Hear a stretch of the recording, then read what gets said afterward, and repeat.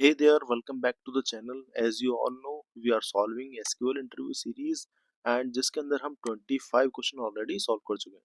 आज हम करेंगे अपना 26th question, that is class is more than 5 student. So let's see what our question is saying. So we have given a table courses and जिसके अंदर हमें दो column given है, स्टूडेंट एंड क्लास। दोनों ही हमारे वैरिएबल डेटा टाइप के हैं। ऑल्सो हमें बता रखा है student comma class is the primary key which is the combination of columns with the unique values.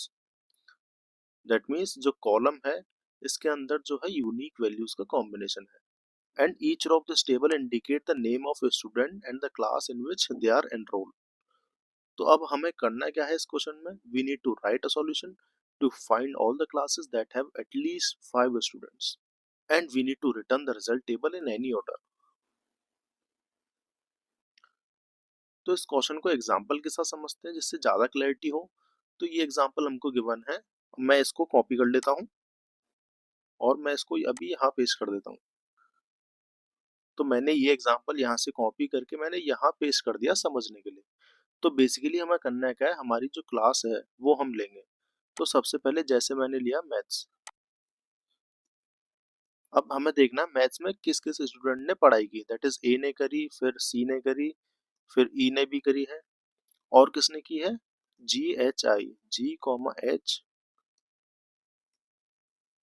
और I। तो टोटल कितने हैं हमारे, that is 6, total 6 number of students.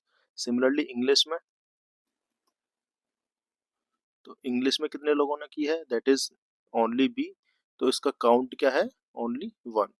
अब हम देखेंगे बायोलॉजी, बायोलॉजी में किसने करी है, सिर्फ डी ने। तो काउंट कितना होगा इसका, that is only 1। Now the remaining is computer. Computer में कितने बच्चों ने पढ़ाई की है, that is only 1, that is F. तो काउंट क्या होगा, दैट इज 1। तो हमें क्वेश्चन में क्या बोला था, जिस क्लास का काउंट 5 या 5 से ज्यादा है हमको वही रिटर्न कराना है। तो हमारा आंसर क्या आ जाएगा, हमारा आंसर आ जाएगा मैथ्स, और वही हमारा आउटपुट में आ जाएगा क्लास मैथ्स। तो काफी सिंपल सा क्वेश्चन है, हमें क्या करना है, क्लास के बेसिस पर ग्रुप बाय करना है एंड नंबर ऑफ स्टूडेंट्स के काउंट के बेसिस पर अपना आंसर रिटर्न कर देना है। अगर वो 5 या 5 से ज्यादा होगा तो वो उसको हम रिटर्न करा देंगे। तो मैं चाहूंगा कि आप इस क्वेश्चन को एक बार ट्राई करें एंड अगर आपसे सॉल्व नहीं होता है तो आप सॉल्यूशन देखें। तो चलते हैं इसकी क्वेरी देखते हैं। मैं इसको कमेंट कर देता हूँ। तो सबसे पहले हम क्या करेंगे, अपने टेबल को चूज करेंगे। तो मैं करता हूँ फ्रॉम टेबल के क्या नाम है, कोर्सेज। ऑल्सो ग्रुप बाय करना था क्लास के बेसिस पर, तो मैं कर देता हूँ ग्रुप बाय, और सेलेक्ट करना था क्लास, तो मैं कर दूंगा सेलेक्ट क्लास।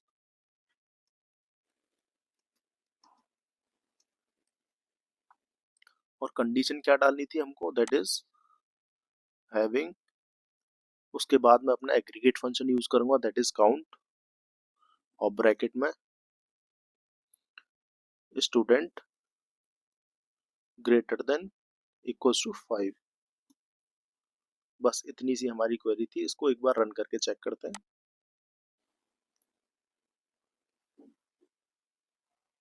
और ये हमारी क्वेरी एक्सेप्टेड हो चुकी है। इसको एक बार सबमिट करके भी चेक करते हैं, और ये हमारी क्वेरी सबमिट भी हो गई है। तो एक बार हम इसे दोबारा से समझते हैं कि हमारी क्वेरी एक्चुअली कर क्या रही है। तो हमने क्या किया, हमने क्लास रिटर्न करानी थी, तो मैंने किया सेलेक्ट क्लास। उसके बाद कौन सी टेबल से, दैट इज कोर्सेज, तो फ्रॉम कोर्सेज। और ग्रुप बाय करना था हमारे क्लास के बेसिस पर, क्योंकि हमको मैथ्स को बार बार रिटर्न नहीं करना, एक ही बार रिटर्न करना, तो इसीलिए मैंने इसको ग्रुप बाय कर दिया। उसके बाद हमने नई चीज यूज किया, that is having. Having count of student calculate किया, अगर वो ग्रेटर देन 5 है तो हम क्लास को सिलेक्ट कर लें। तो अब आप लोगों के दिमाग में आ रहा होगा कि हमने यहाँ पे वेयर क्यों नहीं यूज किया, why you have not use the where, having क्यों यूज किया है। तो इसका भी एक रीजन है, ध्यान से सुनना। तो अपना जो वेयर कीवर्ड है वो ग्रुप बाय से पहले यूज होता है, इसलिए उसमें हम एग्रीगेट फंक्शन यूज नहीं कर सकते।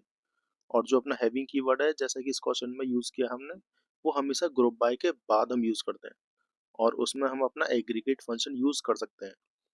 तो वेयर जो होता है वो ग्रुप बाय से पहले होता है और हैविंग ग्रुप बाय के बाद में आता है। सो इसी रीजन की वजह से हमने इस क्वेश्चन में अपना हैविंग यूज किया है। एंड वेयर यूज नहीं किया। तो आई होप आपको ये कॉन्सेप्ट समझ में आया होगा।